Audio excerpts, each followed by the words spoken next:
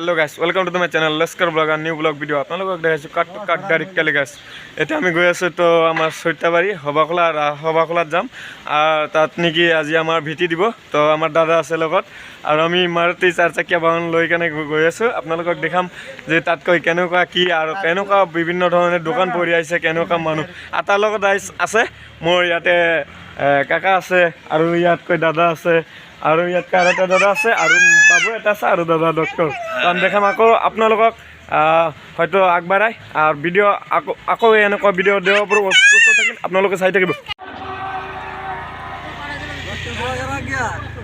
लश्कर blogger आ गया ठीक है अच्छा ड्रेस तो बहुत अच्छा लगा हाँ ड्रेस अच्छा लगा कहाँ से खरीद लिया है दिल्ली से गया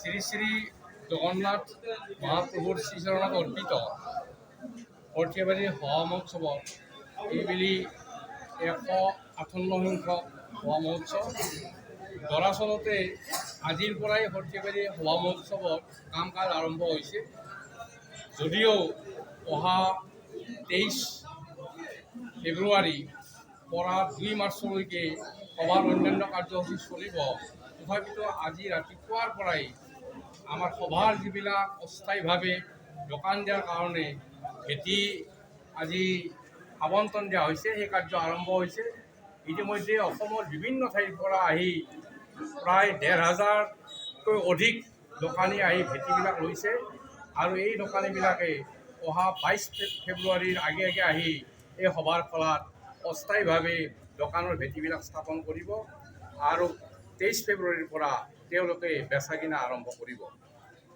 প্ৰকৃতাৰ্থত সৰ্থেবাৰী সভা মহোৎসৱ প্ৰথম অৱস্থাত 5 দিনীয়া আছিল পৰৱৰ্তী সময়ত এই সভা মহোৎসৱ 7 দিনীয়া হৈছে আৰু এইবেলি এই সভা মহোৎসৱ যোৱাবাৰৰ পৰা 9 দিনীয়াকৈ অনুষ্ঠিত হ'ব 23 ফেব্ৰুৱাৰী তাৰিখে সভাৰ গ্ৰন্থ 24 ফেব্ৰুৱাৰী তাৰিখে সভাৰ আটাইতকৈ গুৰুত্বপূৰ্ণ দিশটো হৈছে সভাৰ হোম সিদিনাখন জগন্নাথ মহাপ্ৰভুৰ শ্ৰীচৰণত হোম যজ্ঞ অৰ্পণ কৰাৰ উপৰিও হোমৰ নাম আৰু অন্যান্য যিবিলাক ধৰ্মীয় কাৰ্যসূচী আছে পূজা অৰ্চনা ইত্যাদিবিলাক সিদিনাখন কৰা হ'ব আৰু সিদিনাখনৰ পৰাই বা আগদিনা বন্ধৰ দিনাখনৰ পৰাই সভাৰ আটাইবিলাক ধৰ্মীয় কাৰ্যসূচী আৰম্ভ হ'ব বন্ধৰ দিনাখন 22 ফেব্ৰুৱাৰী সিদিনাখন 23 ফেব্ৰুৱাৰী সিদিনাখন আমাৰ চুবুৰীত যিবিলাক বিগ্ৰহ বা গোসাঁই আছে সেইবিলাকক সন্ধিয়া আদৰি গোসাঁই ঘৰলৈকে অনা হ'ব আৰু মণিকূটত স্থাপন কৰা হ'ব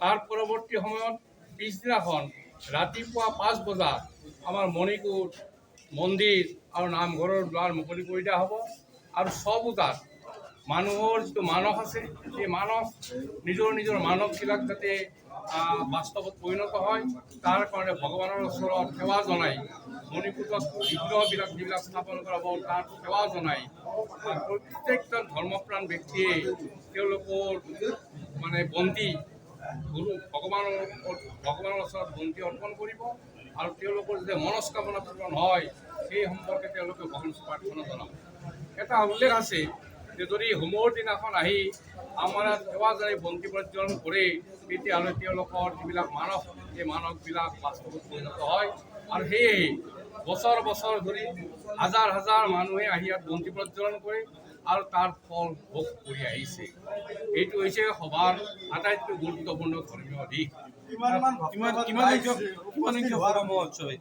সভা মহোৎসৱৰ হোমৰ দিনাখনতো আমি ভাবোঁ যে প্ৰায় 50,000 মানুহ ইয়াত উপস্থিত হ'ব প্ৰায় 50,000তকৈ কম নহয় 50,000 মানুহ ইয়াত উপস্থিত হ'ব হোমৰ দিনাখন আৰু আন দিনাখনো তাতকৈ অতি কম সংখ্যক মানুহ উপস্থিত নহয় 50,000ৰ ওচৰৰ মানুহ প্ৰায় সদায় ইয়াত থাকিব দিনে ৰাতিয়ে থাকিব সদায় অনুষ্ঠান চলি থাকিব কিমান সংখ্যক সভা মহোৎসৱ এইটো 158 সংখ্যক এইবেলি সভা মহোৎসৱৰ কাৰ্যসূচীৰো কিছু পৰিৱৰ্তন কৰা হৈছে আমাৰ এইটো ধৰ্মীয় উৎসৱ সেইকাৰণে আমি ধৰ্মীয় নামৰ ওপৰত বেছি গুৰুত্ব দিছোঁ এইবেলি এইবেলি এই সভা মহোৎসৱস্থলীতে জোনা নাম, বীৰ নাম, নাগৰা নাম আদি ইয়াত মানে ব্যৱস্থা কৰা হৈছে।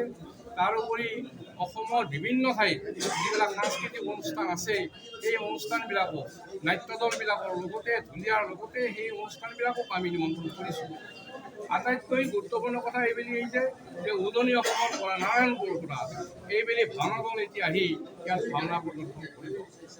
গতিকে এনেদৰে সভা মহোৎসৱ সুন্দৰভাৱে চলি থাকিব বুলি আমি ভগৱানৰ ওচৰত প্ৰাৰ্থনা জনাইছোঁ আৰু আমি আশা কৰা মতে ভগৱানো আমাৰ নিশ্চয় প্ৰাৰ্থনাত সন্তুষ্ট হৈ সভা মহোৎসৱ শান্তিপূৰ্ণভাৱে চলাই নিবলৈ আমাক শক্তি, সামৰ্থ্য আৰু আশীৰ্বাদ দিয়ে।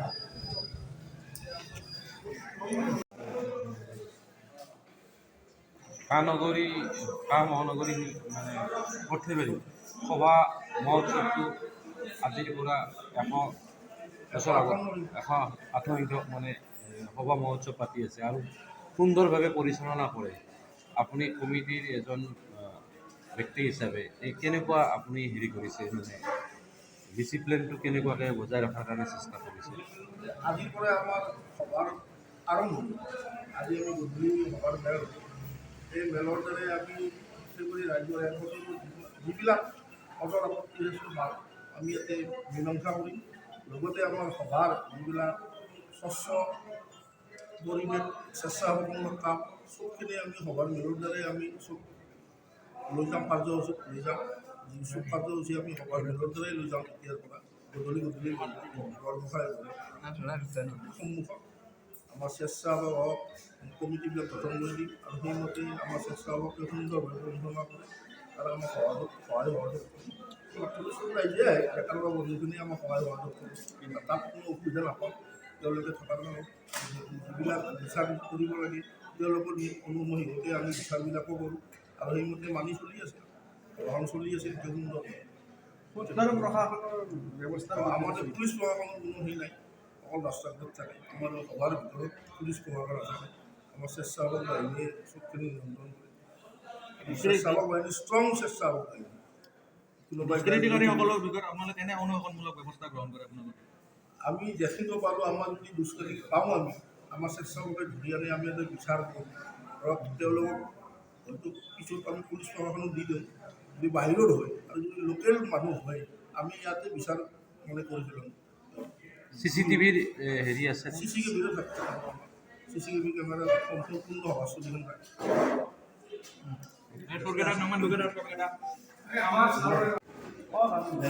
আজি আমাৰ সৰ্থেবাৰী সভাৰ প্ৰথম দিন বুলি ক'ব পাৰি। আমাৰ সৰ্থেবাৰী সভাত যিখিনি ব্যৱসায়ী ইয়াত ব্যৱসায় কৰিবলৈ আহে তেওঁলোকক আজি ভেটি দিয়া হয় আৰু ভেটিটো আমাৰ পৰম্পৰা নীতিগত আছে। যিসকল দোকানীয়ে আগৰ পৰা দোকান দি আছে তেওঁলোকে ভেটিটো প্ৰথম পৰ্যায়ত পাব। অহাকালি 12টালৈকে তেওঁলোকৰ সুবিধা, তাৰপিছত নতুন দোকানীয়ে ইয়াত দোকান দিব পাৰিব। আমাৰ এই সভাৰ আজি মেল বুলি কয়, সভাৰ মেল আৰম্ভ হ'ব আৰু সভাৰ মেল এটা বৈশিষ্ট্য আছে। আমাৰ সভাৰ মেল যিমানে ঠাণ্ডা পৰিৱেশ নহওক কিয় ইয়াত ওপৰত কোনো ধৰণৰ চালিদাৰ ব্যৱস্থা নাই, নিয়ৰৰ তলত আমাৰ সভাৰ মেল চলি থাকে। এইটো সৰ্থেবাৰী সভাৰ মেলৰ এটা বিশেষ বৈশিষ্ট্য আৰু সৰ্থেবাৰী সভাৰ যিটো নিয়ম শৃংখলা এইটো গোটেই অসমত জানে যে কোনো অনুষ্ঠানতে আমাৰ সভাৰ শৃংখলা বা নিয়ম নীতিৰ লগত তুলনা কৰিব নোৱাৰে। ইয়াত মদ খোৱা ব্যক্তি হওক বা কোনোবা দুষ্কৃতি কৰা ব্যক্তি হওক তেওঁলোকক আমাৰ ইয়াত ধৰি আনি আমাৰ ইয়াত বিচাৰ কৰা হয়। বিচাৰক তেওঁলোকে মানিবলৈ আমাৰ বাধ্য। কোনো ব্যক্তিয়ে আমাৰ ইয়াত বিচাৰ এই সৰ্থেবাৰী হওক বা বাহিৰৰে হওক কোনোৱে আমাৰ ইয়াত বিচাৰ অমান্য নকৰে। আপুনি ক'ব খুজিছে যে যিবিলাক দোকান ইয়াত দিব তেওঁলোকে সুৰক্ষিতভাৱে দোকান দিব পাৰিব? আমাৰ ইয়াত যিবিলাক দোকানী আছে তেওঁলোকে ৰাতি প্ৰায় 12টা, 1টা বা 2টা বজালৈ দোকান বিক্ৰী কৰাৰ পিছত তেওঁলোকে সুন্দৰভাৱে ইয়াত শুই থাকে, কোনো ধৰণৰ পহৰা দিব নালাগে। আমাৰ স্বেচ্ছাসেৱকে পহৰা দিব সম্পূৰ্ণ দেখিছে এইবেলিও সুন্দৰ প্ৰস্তুতি চলাই আছে সৰ্থেবাৰী সভা মহোৎসৱৰ সভা কমিটিয়ে। আপুনি কওক তাহানি দিনৰ পৰা এতিয়ালৈকে কিবা পৰিৱৰ্তনটো কেনেকুৱা আপোনাৰ অনুভৱ কওক? আমি যেতিয়া ছাত্ৰ অৱস্থাত আছিলোঁ তেতিয়াৰ পৰা সভা মহোৎসৱত আজি সদায় অতি কমেও 7 দিন নেৰানেপেৰাকৈ অতঃভাৱে চলি আছে। এই পাৰ্টি বিয়া নানান ৰকমৰ খেল ধেমালি ইত্যাদি চলি আছে। আৰু ইয়াত বৈশিষ্ট্য হৈছে কি শ্ৰী শ্ৰী জগন্নাথ মহাপ্ৰভুৰ আশীৰ্বাদত আমাৰ ইয়াত কোনো প্ৰশাসনৰ ব্যৱস্থা হোৱা নাই। আজিও নহয়, এতিয়ালৈকে প্ৰশাসনৰ ব্যৱস্থা নোহোৱাৰ কাৰণে মই ভগৱানৰ ওচৰত প্ৰাৰ্থনা জনাইছোঁ।